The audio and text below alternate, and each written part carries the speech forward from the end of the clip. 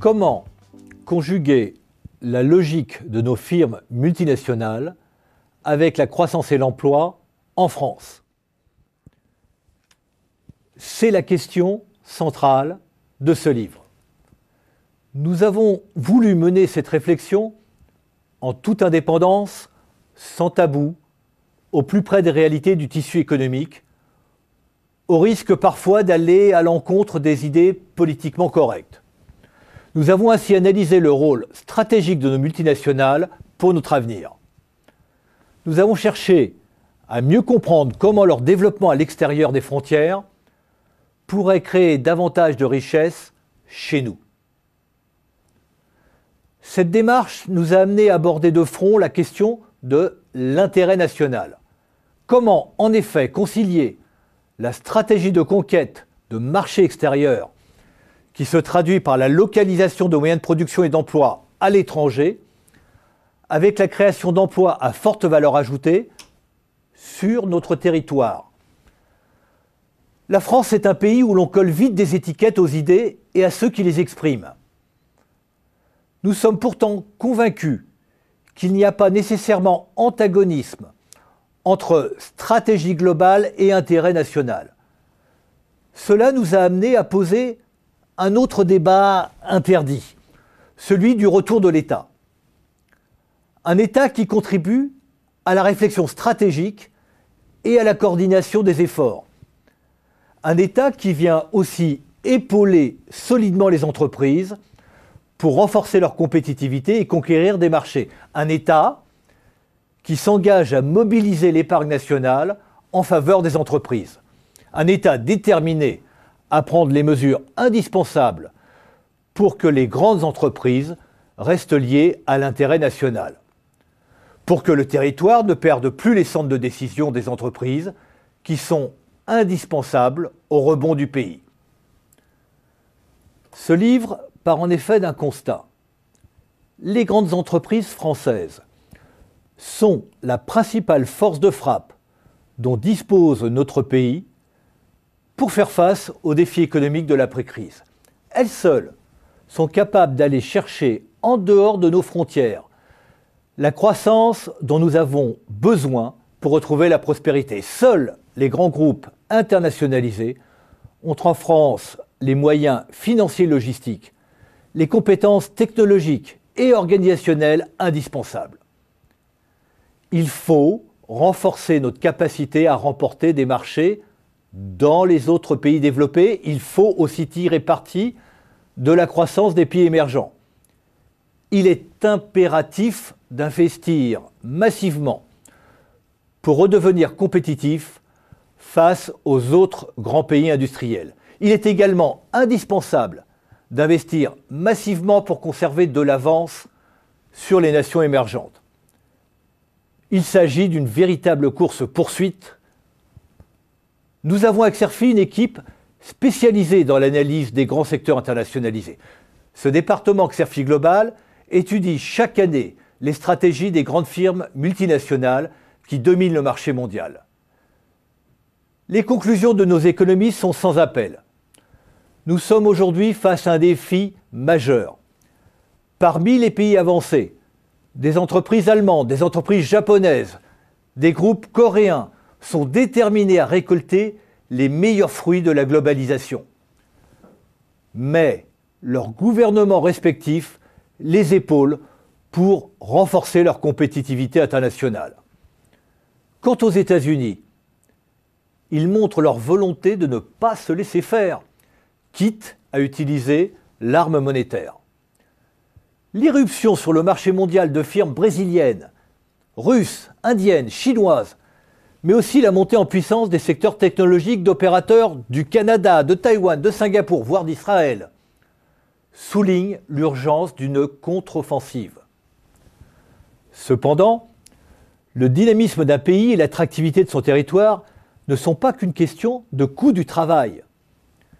Du côté des entreprises, c'est une grave erreur de ne rechercher les avantages concurrentiels qu'en réduisant les coûts de production grâce à des coûts salariaux plus bas. Depuis 20 ans, les entreprises occidentales ont beaucoup misé sur l'immense réservoir de main-d'œuvre à bon marché des pays émergents, en particulier en Chine et en Extrême-Orient. C'est parfois une solution de facilité. Certains groupes occidentaux ont préféré l'effet d'aubaine de la baisse du coût du travail à l'effort financier d'innovation indispensable pour relever le défi dans le sens de l'histoire. Ils font un contresens, car la plupart de leurs concurrents sont tout autant capables d'aller dans les pays émergents pour produire également moins cher. Impossible donc de trouver dans cette stratégie un véritable avantage compétitif. C'est d'autant plus vrai que s'il s'agit de substituer du capital au travail pour économiser des dépenses d'investissement et de développement, nos entreprises se retrouvent systématiquement en concurrence avec la puissance montante des multinationales des pays émergents. Cette stratégie est une impasse, il faut insister sur ce point. Seul l'effort de créativité et l'avance technologique permettent de gagner et de défendre un avantage concurrentiel sur la durée. Nous devons gérer notre avance et pour cela investir en permanence. Il faut également poser la question du rôle des pouvoirs publics. Nous avons la conviction que nous avons eu tort de nous laisser aller dans un désengagement trop massif de l'État. Sous le poids des traités européens, nous avons accepté de nous dépouiller de notre politique industrielle. La France a commis là une grave erreur. Aucun grand pays, et certainement ni la Chine, ni les États-Unis, n'a la naïveté de penser que l'État doit renoncer à stimuler ses industries clés. De fait, nombre des grands groupes français qui occupent aujourd'hui encore des positions majeures dans le monde ont pris leur essor grâce au soutien de la puissance publique. Partout dans les zones du monde en effervescence, les États interviennent ouvertement et parfois outrageusement pour soutenir leurs champions nationaux. Nous avons à l'inverse et à rebours décidé de vouer aux gémonies les politiques volontaristes. Bien sûr, nous avons des grands groupes de services et de la finance qui ont su conquérir des positions de premier plan. Il faut s'en réjouir, car la base arrière nationale est indispensable à leur essor. Les services sont par définition une activité locale. Leur stratégie d'internationalisation les amène donc à développer inexorablement le nombre de postes sur place. Pourtant, à chaque fois que ces entreprises augmentent leurs effectifs à l'étranger, cela renforce en même temps le centre de commandement en France. Mais la France s'est montrée bien insouciante en misant essentiellement sur une société post-industrielle fondée sur l'immatériel, les services et la finance. Une insouciance qui l'a laissé subir le déclin de son outil de production. L'erreur a été d'autant plus grave que le dynamisme de notre démographie et de notre consommation nous a poussés à importer toujours davantage. Et nous avons ainsi déséquilibré notre commerce extérieur. Un déficit du solde commercial qui n'a cessé de se dégrader depuis 10 ans. Nous avons perdu la plupart de nos positions face aux pays émergents dans les biens de consommation. Dans beaucoup de secteurs, la bataille est perdue. La plupart des produits de consommation traditionnels, comme ceux issus de la révolution des technologies de l'information, ne sont ni fabriqués, ni même conçus chez nous. Nous avons perdu beaucoup des positions dans les produits intermédiaires ces 10 dernières années. La perte de contrôle de grandes entreprises, comme Péchinet ou Arcelor, a des effets en chaîne désastreux sur des filières entières. La crise qu'affronte aujourd'hui la zone euro doit accélérer notre prise de conscience sur la nécessité de renforcer notre capacité d'exportation. Sous cet angle, notre déséquilibre commercial permanent envers l'Allemagne n'est plus tenable. Il faut trouver des solutions coûte que coûte. Il ne suffit pas de dire « il faut faire comme l'Allemagne ».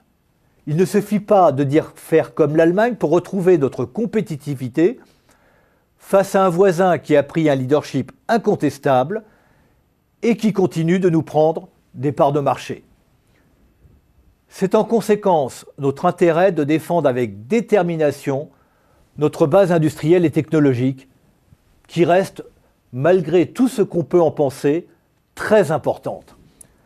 Il faut sélectionner soigneusement les marchés sur lesquels nous devons conquérir ou conserver une position de leadership dans le monde, et donc également en Europe.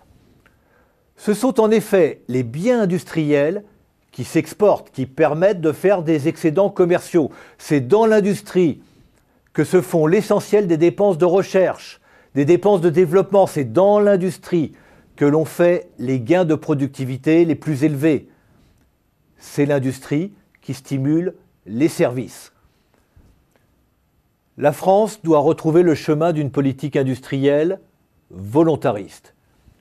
Une politique industrielle au sens large, c'est-à-dire une politique industrielle qui comprend tout autant les services et la finance, qui sont tout autant des industries. Cette stratégie offensive passe nécessairement par la mise en œuvre d'une action concertée avec les grandes entreprises de nationalité française. L'État doit les épauler dans leur conquête des parts de marché à l'étranger. Nos multinationales doivent entraîner dans leur sillage les entreprises de taille moyenne. Ce renouveau du lien entre le pays et ses multinationales doit se faire sous le sceau de la réciprocité. La croissance des entreprises à l'étranger, et notamment dans les pays émergents, doit avoir des retombées positives pour l'économie et l'emploi dans l'Hexagone. L'internationalisation des groupes est en effet positive quand elle se traduit par le renforcement de la base arrière sur le territoire national. Elle est favorable lorsqu'elle renforce leur niche écologique. Par niche écologique, je veux dire une niche composée de sous-traitants spécifiques, de sociétés de services, par exemple les télécommunications, les services informatiques, les consultants, les services logistiques, mais aussi le renforcement des infrastructures locales. Les banques ont elles aussi un rôle majeur à jouer dans le renforcement des liens des grandes entreprises avec le tissu économique du territoire. Depuis 20 ans, l'écart s'est creusé entre les grandes entreprises et la nation. Les convictions des dirigeants des grands groupes sont sur ce point très partagées. Certains, focalisés sur le développement du vaisseau qu'ils commandent, se vivent dans un monde global, déterritorialisé, dominé par les enjeux financiers. Mais bien d'autres, quand on discute avec eux off record, conservent la conscience des liens indispensables avec l'État et le territoire. Ils ressentent combien le réflexe identitaire retrouve de la vigueur dans le monde. Aux États-Unis, en Chine, en Allemagne, au Japon, en Corée, la défense de l'intérêt national en liaison étroite avec l'État n'est ni un vain ni un vilain mot. En plongeant ses racines dans le territoire et en le vivifiant de son dynamisme, une multinationale peut assurer sa pérennité et sa croissance et offrir le meilleur à ses collaborateurs, à ses actionnaires, mais aussi à son pays. Pour stimuler ce débat, Xerfi a mobilisé ses propres moyens d'analyse et demandé à des dirigeants de grands groupes, des experts, des économistes, de contribuer à cette réflexion. Les dirigeants de grandes entreprises françaises nous ont transmis leurs convictions ces convictions qu'ils tirent de leur expérience opérationnelle. Notre département Xerfi Global a apporté sa connaissance de la stratégie des grands groupes, en France, en Europe, dans le monde. Des consultants et économistes se sont associés à cet ouvrage par des analyses stimulantes orientées vers l'action. Cette initiative a été prise sous le sceau du réalisme et du pragmatisme, sans a priori idéologique ni a priori théorique. C'est dans ce sens qu'il faut interpréter la diversité des contributions qui partagent pourtant une interrogation commune. Comment concilier la stratégie de nos multinationales et l'intérêt national ?